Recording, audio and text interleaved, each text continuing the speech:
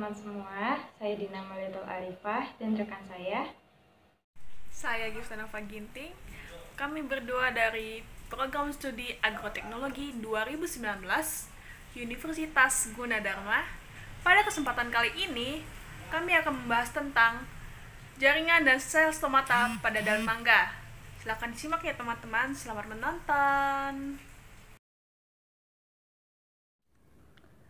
Tanaman mangga sering sekali kita temukan di pekarangan rumah, di jalan, dan di berbagai tempat lainnya.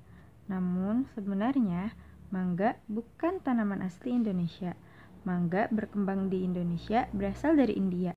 Penyebaran itu karena dibawa pedagang India dan penyebaran agama Hindu-Buddha, sekitar abad ke-4 atau ke-5 dari Masehi.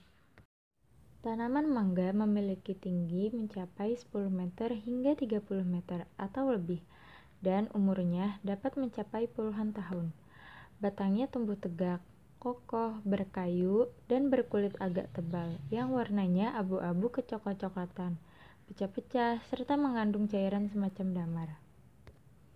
Percabangannya banyak yang tumbuh ke segala arah, dan tampak rimbun. Daun tumbuh tunggal pada ranting.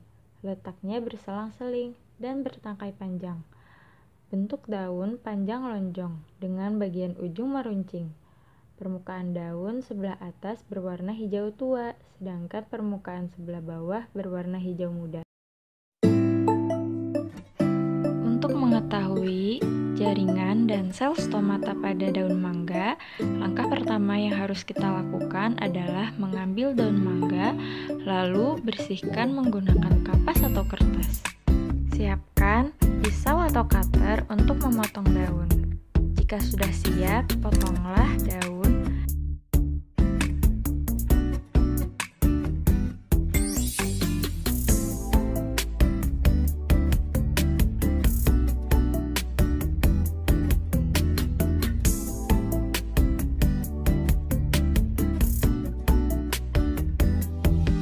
Sayatlah daun mangga dengan menggunakan pisau secara hati-hati.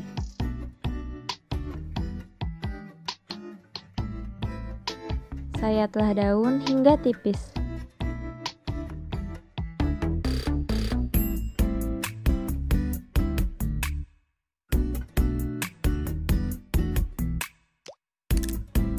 Kemudian, amati daun di bawah mikroskop. Setelah mengamati preparat daun mangga, dapat diketahui bahwa daun mangga terdiri dari kutikula, jaringan epidermis, jaringan palisade, jaringan spons, dan jaringan pembuluh. Yang pertama ada kutikula. Kutikula adalah lapisan yang mengandung zat lilin dan diproduksi oleh lapisan epidermis daun. Kutikula ini berfungsi sebagai pelindung dari efek lingkungan yang kurang baik, mengurangi proses penguapan, dan melindungi sel fotosintesis pada daun. Yang kedua ada jaringan epidermis. Jaringan epidermis merupakan suatu lapisan jaringan paling luar pada tumbuhan, seperti daun, batang, akar, buah, dan biji, yang berfungsi sebagai pelindung atau penutup seluruh organ yang ada. Seperti pada daun, epidermis terbagi menjadi dua bagian, yaitu epidermis atas atau adaksial, yaitu untuk melindungi jaringan yang ada di bawahnya, dan epidermis bawah, yaitu abaksial, untuk melindungi jaringan yang ada di atasnya. Lalu selanjutnya ada jaringan palisade. Jaringan palisade merupakan jaringan di dalam daun yang bentuk selnya memanjang, tersusun rapat, dan memiliki banyak kloroplas. Jaringan palisade berfungsi sebagai tempat fotosintesis atau pembentukan makanan pada tumbuh-tumbuhan. Kemudian ada jaringan spons.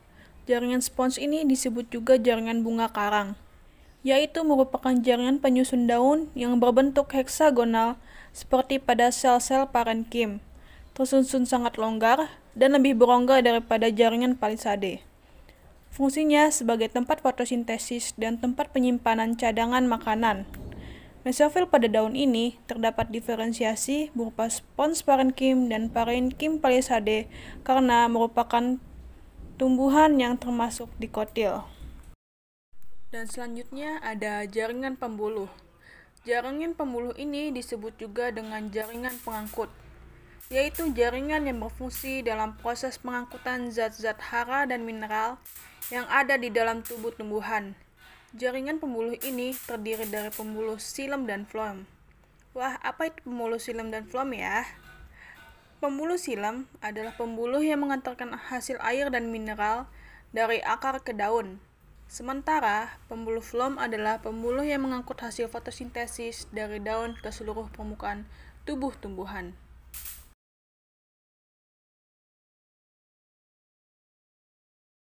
Stomata adalah porus atau lubang-lubang yang terdapat pada epidermis, yang masing-masing dibatasi oleh dua buah gourd cell atau sel-sel penutup.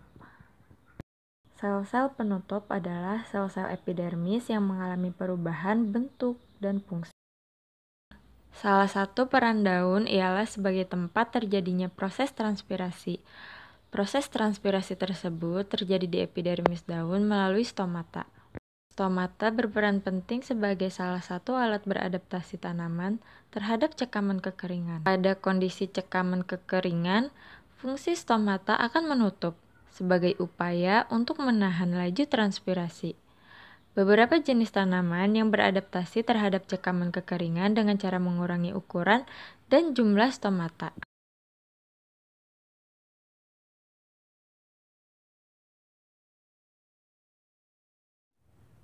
Sekian penjelasan dari kami. Mohon maaf apabila terdapat kesalahan. Semoga bermanfaat. Terima kasih. Wassalamualaikum warahmatullahi wabarakatuh.